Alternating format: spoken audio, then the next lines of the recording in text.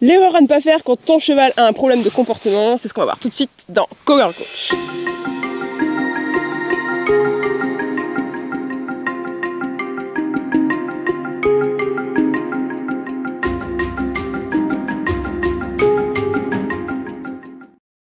Hey tout le monde, c'est Cess de Galatara, mais aujourd'hui je vous retrouve dans un tout nouveau Cowgirl Coach pour vous parler d'une problématique récurrente, à savoir mon cheval a un problème de comportement.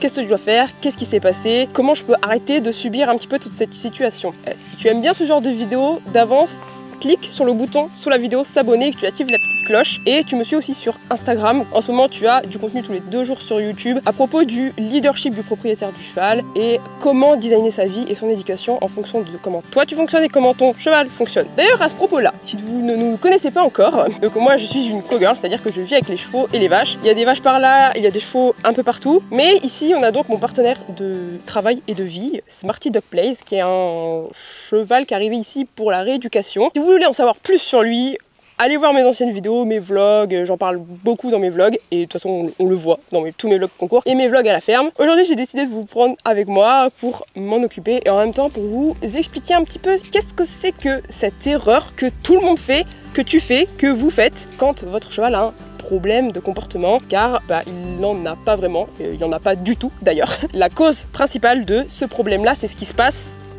dans ta tête. Et ça, c'est ce que j'explique souvent à mes élèves que j'ai en coaching, soit en présentiel ici au ranch, soit en ligne. C'est parti.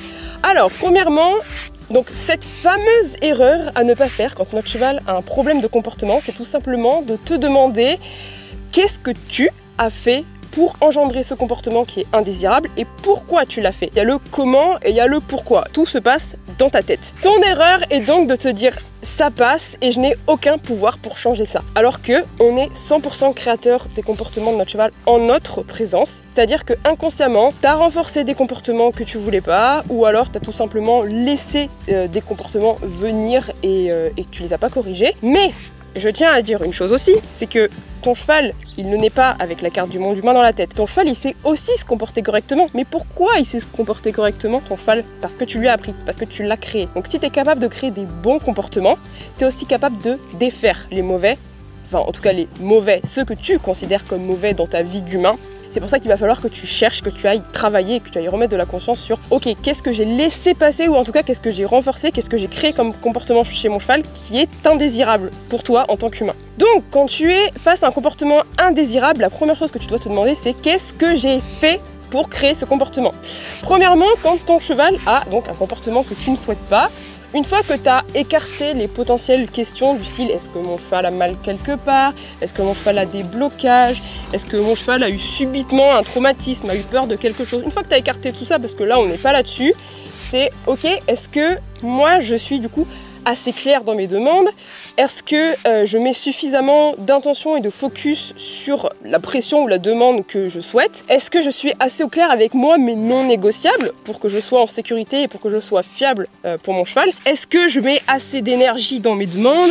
Est-ce que au contraire je baisse en énergie quand par exemple je désensibilise mon cheval? Est-ce que je dois améliorer mon timing? Est-ce que je dois améliorer la lecture de mon propre cheval? Parce que ça c'est important. On rappelle, notre cheval est un individu à part entière, donc c'est super important de pouvoir lire son cheval dans sa globalité. Et est-ce que je suis conscient de mes renforcements et de mes punitions? Je te mets la vidéo, le Cowgirl Coach qui traite des renforcements et des punitions juste ici dans le petit i. Tu verras qu'à la fin de cette vidéo, tu auras un exercice à propos de remettre de la conscience au travail à cheval et je vais aussi te montrer 2-3 petits tips dans la vie de tous les jours pour que vraiment tu te forces à remettre de la conscience là-dessus. Parce qu'au départ, c'est pas naturel effectivement, mais c'est super important de revenir dans notre corps et de revenir, de redevenir conscient de ok, j'ai fait telle action, ça peut engendrer ce comportement-là chez mon cheval. Évidemment, toutes ces questions-là, il faut que tu te les poses toi à tête reposée. Tu peux pas te les poser en même temps que tu es dans l'action avec ton cheval. C'est pour ça que c'est aussi super important d'avoir un œil extérieur qui va pouvoir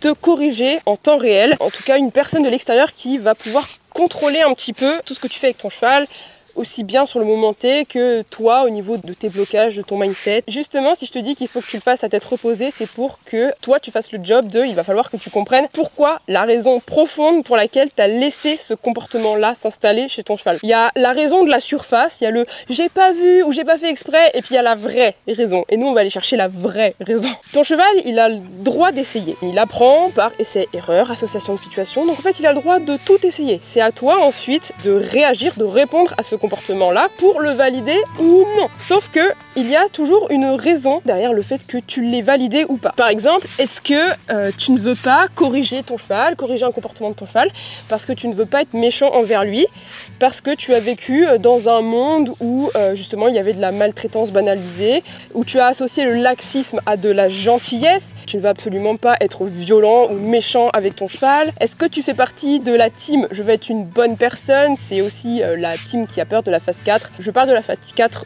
dans cette vidéo, donc je t'invite à aller voir.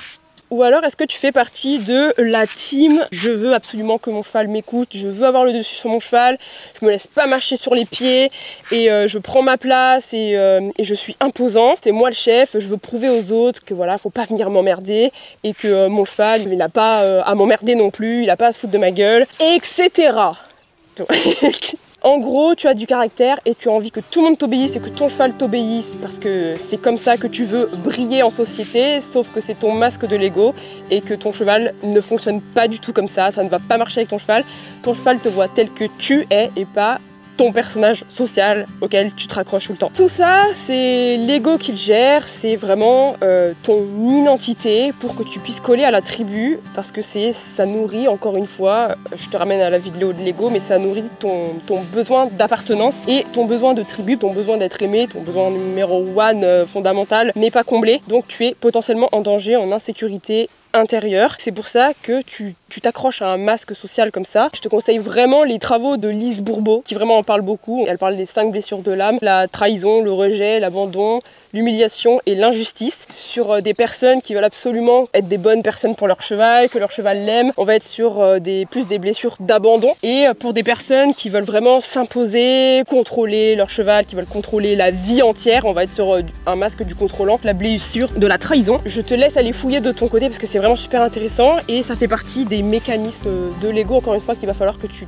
déconstruises. Et oui, les masques de l'ego atteignent la relation avec notre cheval. C'est pas forcément évident à première vue, mais par contre, comme le cheval est très lié à l'ego de l'humain, eh ben forcément, on met toute notre masque, toute notre identité vraiment sur le dos de notre pauvre cheval. Le problème, c'est que lui, il n'a pas les capacités pour nourrir notre ego. Donc c'est pour ça qu'il faut vraiment prendre conscience. La question qu'il faut vraiment que tu te poses pour reclarifier tes intentions et pour vraiment remettre ta base de ton être et pas de ton masque social dans ta relation avec ton cheval. Qu'est-ce que tu veux créer dans ta relation avec ton cheval? Est-ce que tu veux une relation basée sur du partenariat et du bien-être? Est-ce que dans ta relation avec ton cheval, tu veux du partenariat conscient au lieu de vraiment subir ta vie et vous condamner, toi et ton cheval, à vivre des émotions négatives, du stress, de la peur, de la colère, tout le reste de votre vie? Et non, c'est pas ce que je te souhaite, c'est pas ce que vous méritez. Eh bien, je t'apprends rien, la première étape pour ça, ça va être de remettre de la conscience sur tes actions. Eh ben, tu sais quoi, on va le faire là, en live, pendant que je suis en train de brosser Smarty depuis très longtemps, tu vois. Il est lustré, il est très bien lustré le cheval, comme tu peux le voir. Smarty, c'est un cheval qui est venu ici à la base pour de la rééducation. Il a subi une première expérience de la vie qui n'était pas hyper cool. Pas mal de chevaux ici qui se sont retrouvés à la rééducation. Il est resté. Finalement, il a fait un très bon cheval de remplacement pour mon cheval Taram avec lequel je faisais des compétitions, beaucoup de compétitions depuis des années et du travail à la ferme. Je te laisse aller regarder les vidéos à ce sujet parce que vraiment j'en fais beaucoup. Comme c'est un cheval qui a été rééduqué, que ça a pris vraiment du temps, il y a beaucoup de mouvements, de choses comme ça qui peuvent passer un peu inaperçus pour un cavalier qui n'a pas vraiment l'œil, et c'est pour ça qu'il faut rien laisser passer. Alors c'est un cheval qui a toujours été très un peu stressé à la préparation, au ponçage, donc certaines fois il va bouger. Moi je le connais depuis, ça fait 8 ans, je sais très bien que je peux le laisser se mouvoir, mais que ça ne va pas créer des comportements pires que ça. Analysez vraiment votre propre cheval. C'est pas des conseils qui sont universels, adaptés à tous les chevaux du monde. Il faut que vous ayez cette finesse-là de voir qu'est-ce que vous faites avec votre cheval. Si le cheval il reproduit sans cesse le même comportement, c'est qu'à un moment donné, vous avez forcément renforcé ce comportement-là. soit en ne faisant rien et du coup c'était confortable pour le cheval, soit en le récompensant. Et là c'est encore pire, c'est encore plus ancré. Par exemple, ce qu'on va faire, là je vais tout simplement curer les pieds. C'est facile non, curer les pieds. Par exemple, là il recule. Je lui ai rien demandé. Donc, juste je le caresse une fois qu'il est arrêté. Du renforcement positif, R+. Donc là je mets mon code, hop, là R-, je lui prends le pied. Ensuite, bon bah je cure mon pied et je fais ma vie. Mais ça c'est pareil, il y a trop de... Et ça c'est un petit tip que je peux te donner. Il y a trop de personnes qui arrachent le pied et ensuite qui se retrouvent avec un pied lourd. Alors qu'on peut tout simplement mettre un petit code pour que ce soit beaucoup plus facile pour nous parce que la vie c'est simple. Et en fait le code ici je le mets là, je pince à la châtaigne ici. Et mon cheval a tout simplement appris, ça il savait pas le faire avant de venir là. Il a tout simplement appris à donner le pied comme ça. Voilà. Mais ça, c'est du renforcement négatif que j'ai fait. Hein. C'est-à-dire que j'ai mis une pression là et quand il lève le pied, j'arrête. Et tu le fais très bien, c'est parfait. Il y a autre chose aussi qu'on peut vraiment instaurer dans la vie de tous les jours. On va sortir la croquette. Ok, la récompense alimentaire, c'est pareil. Elle ne doit pas être donnée quand le cheval réclame. Donc là, par exemple, je suis consciente que je ne vais pas lui donner si il me fouille dans mes poches. Donc, je peux lui présenter pour lui dire, tu sais, le mouvement que tu dois faire, c'est ça. Voilà. Bon, il exagère parce que les chevaux apprennent très vite ce genre de comportement. Mais là, par exemple, je vais lui demander, là, il va essayer de trouver une autre solution. Donc voilà, il va tourner la tête de l'autre côté. T'es fort. Mais c'est tout simplement, là, c'est un non négociable que j'ai posé. C'est-à-dire que je ne veux pas que tu me mordes, je n'ai pas envie de me faire mordre les doigts. Donc tout simplement, je vais dire à mon cheval, réfléchis à une autre manière où tu pourrais avoir la friandise plus facilement. Quelle chose je pourrais laisser passer qui ferait un problème de comportement? Par exemple, si l'idée lui prend de pousser ses fesses vers moi, et que je laisse faire et que je recule, là je lui dis, j'aspire ses hanches par exemple.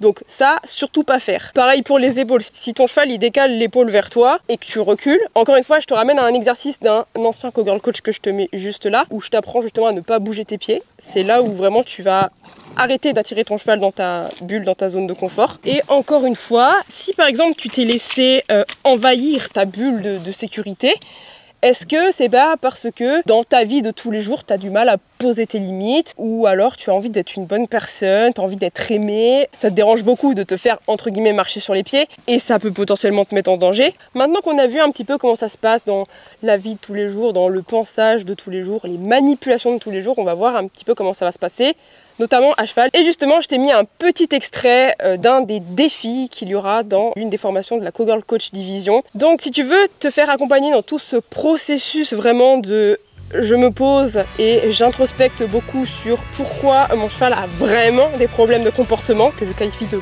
problèmes. Les portes de la Cogirl Coach Division ouvrent. Je t'invite à cliquer dans le lien juste en dessous de la vidéo pour t'inscrire sur la liste d'attente. Les places vont être limitées et il y a déjà pas mal de monde sur la liste d'attente. Donc si tu veux prendre ta place pour cette promo-là, sur cette première division-là, n'hésite surtout pas, clique tout de suite dans la description pour t'inscrire. Et abonne-toi sur la vidéo.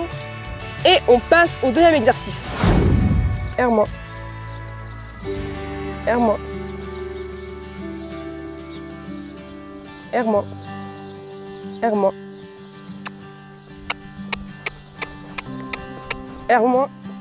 R-, R+.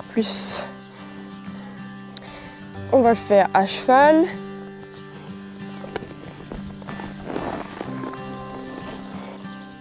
Jambe. R-. Jambe gauche. Regard gauche. Main si nécessaire. R-.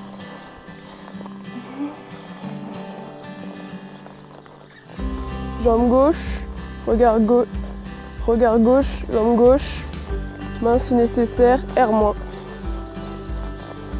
Jambe gauche, R-. Jambe gauche, R-. Jambe gauche, main gauche, R-. On s'arrête, R-. C'est bien. Si cette vidéo t'a plu, n'hésite surtout pas à laisser un petit commentaire. Tu me dis si ça t'a aidé surtout. Et n'hésite surtout pas à mettre un petit j'aime, comme ça soutient la chaîne. N'oublie pas de t'abonner juste en dessous de la vidéo et active la petite cloche surtout, comme ça tu ne rateras rien du tout. Et moi je te dis à la prochaine, ciao!